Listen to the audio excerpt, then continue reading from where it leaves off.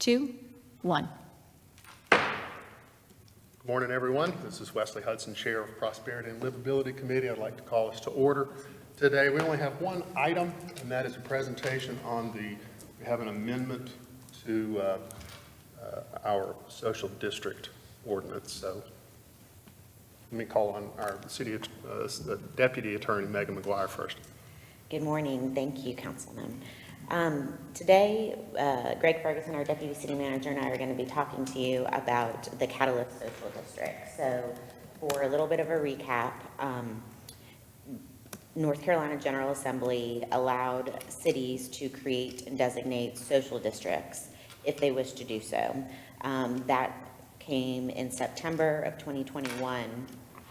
Cities were allowed to create these. Unfortunately, in House Bill 890, there were some areas that needed clarification. There was not a lot of detail related to it.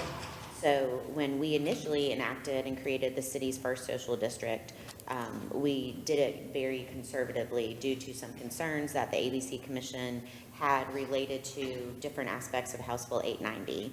As a result of the confusion across the state and conflicting opinions, on July 7th of 2022, the General Assembly passed the Social District Common Area Clarifications Bill, which was House Bill 211, to provide just that, the clarity and the uniformity and details that cities needed to really implement the social districts. We have now had our social district in the city of High Point, the Catalyst District, since March. We passed it, or we created it in March, and it was effective in April. So for about the past 8 months or so, we have learned some things related to the social districts. We've gotten some feedback from local business owners, and we have also reviewed the new House Bill 211 to see what changes needed to be made. So what we've done here today is we've made a couple of changes to the language of our social district, and we have also enlarged the map, so the boundaries of the social district are bigger. Two of the most important areas of clarification were originally our social district map was only basically on sidewalks, public areas, and rights of way, because that was an area of confusion. There now is a section in the new law that explicitly says that a social district may include privately owned property, including permittees and non-permittee businesses, multi-tenant establishments, public streets, crosswalks, or parking areas, whether or not the streets or parking areas are closed to vehicle traffic. So we have the exact clarity that we need, that it now can be a big, wide square versus being kind of the worm shape of just following the sidewalks and the rights of way. So that's one big change to note. And then the other one is that in House Bill 211, the legislature allowed for an ABC permittee or a non-permittee business to allow a customer to possess and consume on its premises alcoholic beverages that were purchased from any ABC permittee located in or contiguous to the social district. So it now creates the ability for essentially someone to bring an alcoholic beverage from one ABC permittee business into another ABC permittee business. But the nuance is that if the local government allows for it. So the state has given us the ability to do that in our social district if we wish. The feedback that we've received from 2 to 3 participants of our social district is that they would like to be able to have that ability. So the second change in our ordinance draft that's in front of you in section 5 is adding a section related to customer possession and consumption, where we have basically said if it wishes to do so, an ABC permittee or a non-permittee business may allow a customer to possess and consume on the business's premises alcoholic beverages purchased from any ABC permittee located in or contiguous to the social district, if it wishes to do so. So this doesn't mean they have to. This is a decision of the business owner. If it wishes to do so, the ABC permittee or non-permittee business during the times when the social district is active shall clearly post uniform signage stating that it allows possession and consumption on its premise of alcoholic beverages purchased from any ABC permittee in the district. So this is something that, honestly, the city is just really listening to feedback from the participants of the social district. Some may wish to do this and some may wish not to do this. So we are just allowing them the opportunity, and then the business owner makes a decision. But if they want to allow it, then they have to have uniform signage that posts and lets patrons know that they can do it. Other than those two language changes in the ordinance, the map is the other big item. So what we have created is a much larger footprint, and you'll see in the Exhibit A that's attached to the ordinance that this is the new boundary that staff is just proposing. So I'll turn it over to Greg.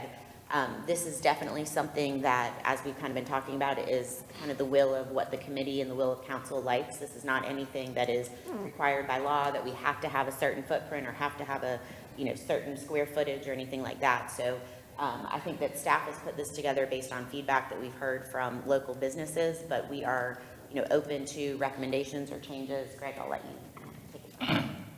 Yeah, this does not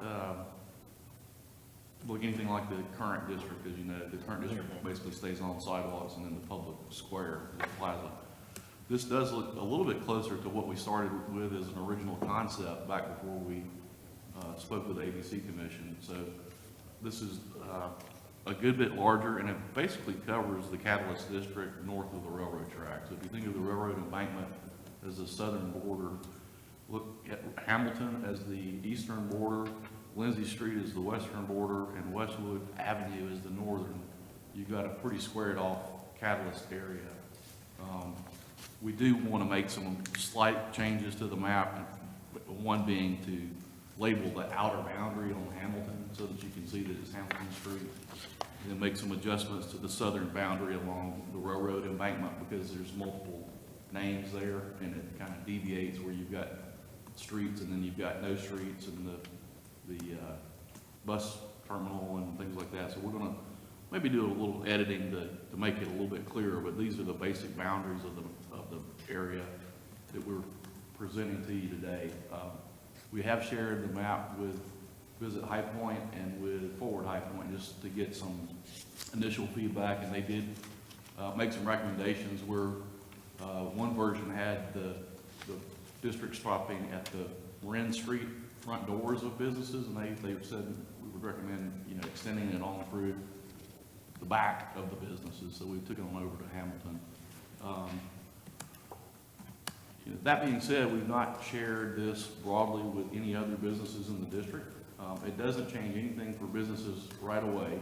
What it could do at some point down the road, though, is if a social district patron wanted to enter a business that didn't want them on their property, then they would need to post that you're not welcome to come in with a beverage. So that could be a kind of a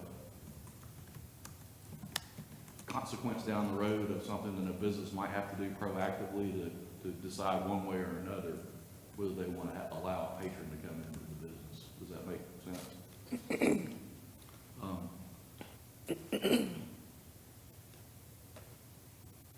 We do need a little bit of time for implementation, and I don't really have a recommendation today. We can probably have a recommendation by the council meeting on the 19th for implementation, but we're going to have to move some signage from the streets that they're on now to the outer boundaries, and we're going to have to add some signage. So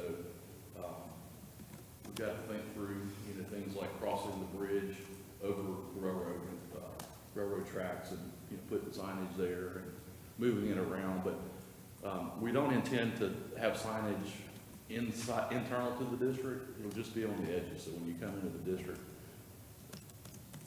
the one thing we've got to think through with that, though, is think about if you drive into the district and you don't see it somehow. We're going to have to figure out how to indicate that you're in the social district. So it maybe we leave some of the signs up in the popular areas like the plaza, but they may have to be changed a little bit just to say this is part of the social district. So, any questions on that implementation part of it? Will you determine the signage by, I guess, some traffic data, and how much traffic per day or for the area, entering that area? How will you determine what the popular areas will be? So what I would say popular is right now is the existing sidewalk and the existing plaza and kind of where we have trash receptacles. I would say that those are going to be the areas, and then as additional businesses opt in, we're going to have to look at receptacles there, street crossing, safety there, and if there's additional signage that's needed. Yeah. And so I meant to mention this earlier, that currently we have 6 participants in the social district. So it is BB&T Point Ballpark, or I'm sorry, Truist Point, Plank Street Tavern, the Blooming Board, Stock and Grain Assembly, Paddled South Brewing Company, and HP Trousers is the last one. So currently, those 6 have registered. It's simply a registration process with the city where they're telling us that they're going to participate. And so I think that's, certainly like Greg said, where most of the traffic is now. The expansion of the boundaries include Unwind, so that perhaps could be a 7th that may participate. But I think it's our understanding that there's really no other establishments currently that would be able to with the new boundaries. Is that right? That there's no other ones? That we're aware of. Yeah, that we're aware of. But this is just, extending the boundary of where folks could walk with a social district cup and beverage. And if any new businesses were to come into the area, then they could register with the city simply to participate. Great. I have a question. So I understand the implementation part, but for the existing ones, I know that we talked about, have they been given the okay that like if somebody gets a drink at Plank Street, they can walk in HP Trousers? I think that there was going to be some communication to them. I'm not sure if that's happened or not, but nothing would change for the current Okay. participants right now. Okay, because all I know is that that needs to change. I mean, they need to know that they can do that. I know that we talked about that currently in our ordinance, it does not expressly prohibit, but it also does not expressly allow. Right. So, but they're kind of stuck on that not expressly allow, but I want to kind of focus on not expressly prohibit. I want them to know that it's not prohibited, so I would like for them to receive some kind of information from if y'all are okay with it. But because, this is the holiday season, and I know that, it came up with me. Unfortunately, I just got back from the holidays and went up to HP Trousers, and a lot of people were very, very upset. So, and, they were blaming it on the city. I was like, no, I think we're allowing it. But anyway, and then I found out. So this holiday season, and what to me I saw is, there's a lot of people my age and a little bit older that have kids that are in their mid-20s that have children. And they're coming back home from like Raleigh, Charlotte, and they're seeing this, wow, this cool new High Point, and then all of a sudden there's these little things. And then, I had even one person say to me, well, Greensboro's already doing it, and then made the comment, welcome to High Point. And we are welcoming, and you guys are doing amazing work. Our council are doing amazing work, and I want them to say, yes, welcome to High Point. Grab you a drink at Plank Street and come on over to HP Trousers. So if we can get that verbiage out to those 6 as quickly as possible, I would really, really appreciate that. Well, I didn't mention, we have already changed the website because there was that sentence on there that indicated you could not, so we struck that and it's no longer on the website. And the website will have some changes as a part of this process too. So we're looking afresh at what's on there. We've looked at Greenville, the example that was provided by Visit High Point. So we might make some tweaks to the website as well. Perfect. Thank you so much. And just to be clear, we did add in the draft here in section 5, it explicitly addresses the concerns of customer possession and consumption of alcohol.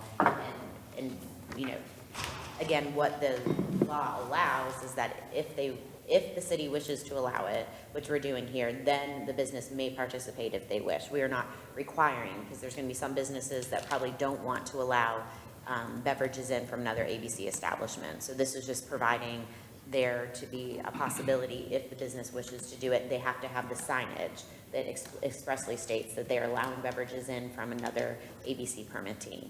Okay, and let me ask you one other question. So if we get, and I've kind of told some folks, don't keep asking the what-if questions, because we cannot, what if, so how, if somebody comes up to us and says, what if, who should we direct them to?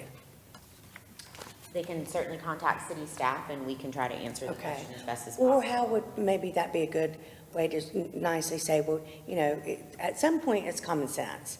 I mean, so what would be a nice professional way as a council person to say, to answer it, and then I guess get them to call staff? I would suggest that part of that answer might be, you may want to check with your insurance carrier, Okay, because some of these questions should be addressed by the insurance carrier for the business, because we're not in the business of advising them on legal issues. So if it's illegal or a regulatory or insurance type question, they really need to start with whoever they're insured with. And then if it's a question about something that's on the website or the boundary or whatever, that would be something we can assist with. But what we can assist with is going out to their business and telling them where their property boundaries start and stop. That's something they need to take on for themselves based on ownership of property, so. Yeah, the main role of the city here is designating the social district. So the General Assembly has allowed us to do that. Council has decided that we wish to designate the Catalyst Social District, which we've done. The majority of our ordinance is just reflective of the state law. So there's a lot of details in there related to an ABC permittee's responsibility to the ABC Commission. So the city has no role in that. So all we're doing is designating and creating a social district. We have the uniform, branding for it so that folks can have it on their cups and they can have the signs to participate in it. But like Greg said, we're not providing specific advice or counsel or details onto how they wish to operate as a business. So if they wish to participate, then they should think through all of the appropriate questions, perhaps contact their own attorney or talk to their insurance provider, like Greg said. If they have specific questions related to their ABC permit, that's directed to the ABC Commission, because we're not getting in between them and their ABC permit. They still have rules and responsibilities that they have to comply with the law, being ABC permittees. So what we're doing is just creating a social district for them to participate in if they wish, and then to have the branding so that people know, the Catalyst Social District, has the emblem that it does with the image, and it says drink responsibly, be 21. That's what the city has to do. Everything else is truly the responsibility of the business owner should it wish to participate. Perfect, that's great. Well, I'll make a recommendation, a motion that we recommend, positive recommendation to take this before council. Second. All right, there's a motion and a second. Any further discussions? Yeah, can I ask a question, Chairman Hudson? Go ahead. This is Councilman Jefferson. I want to, understand the boundary. So Westwood going up to Hamilton, it doesn't go across Hamilton, right? That's correct. Okay. I'm curious, and I may not be exact on the whereabouts of the establishment, but there is a, I want to call it some kind of wine place, Elephant Wine. Oh, Huh? No, no, no. No, No. Nomad's on Red. Rickety It Bridge used to be is Rickety across Bridge. Hamilton. I don't know how far it is from the corner of this that we're talking about, right at Westwood and Hamilton, but I feel like it's like right there for some reason. but I think they're more of an events place. They don't sell. Yeah, they're more an They're not events. retail. They're Okay. they're a distributor. Okay, Their own, yeah. And events, Right, they right. do. They have events. private events on Yeah, their space. yeah. okay. But they're not I guess the same ABC licenses that some of the other ones have, right? Well, I imagine they would have some sort of ABC permit and to be able to sell alcohol during their events. That'd be a special event permit, which anybody could apply for a one-time event, so you could get it for market and sell in your courtyard or sell right out in front on the sidewalk in a designated area, but that's a different type of permit. Yeah, I get that. Okay. I mean, I wouldn't be surprised if we end up talking about that piece again, just a little bit later, just because I know now you can take, if the business chooses a drink from one into another.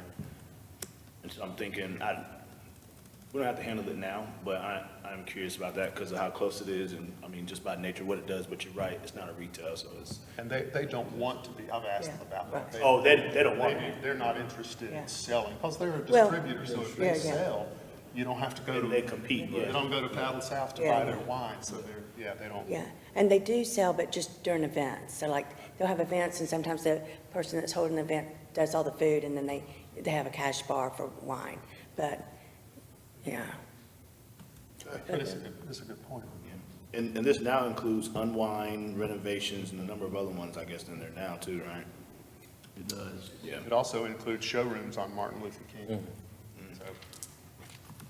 So, showrooms always have a social district we do, anyway. yes, we do have a section of showrooms now that's during market. Oh, during market, the whole town is just, oh my gosh. Well, this is awesome. Yeah.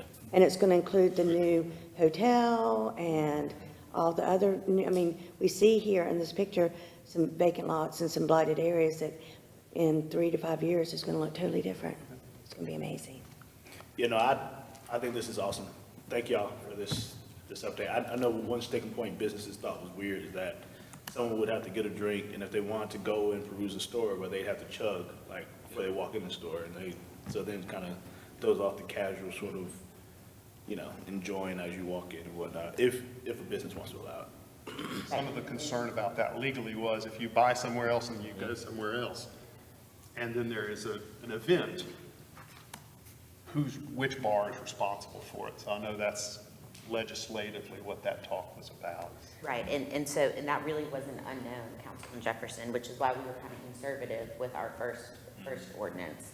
And now that House Bill 211 in July clarified that explicitly, that it is permitted so long as the business wishes to participate in that. So, you know, and it clearly talks as well about ABC permitted businesses, which are the folks that will register and participate, but non-permittee businesses. So should we start to have retail in the area or, you know, other establishments that don't have ABC permits to allow people to come in with their beverages, so long as they put the sign up, they'll be permitted to do that if they wish. And if they don't wish to do that, then they don't have to. There's a motion and a second. Any further discussion? If not, all in favor? Aye. Any opposed? Motion passes unanimously. Anything further? No. That's it. All right. Thank you all very much. We're adjourned. Good stuff.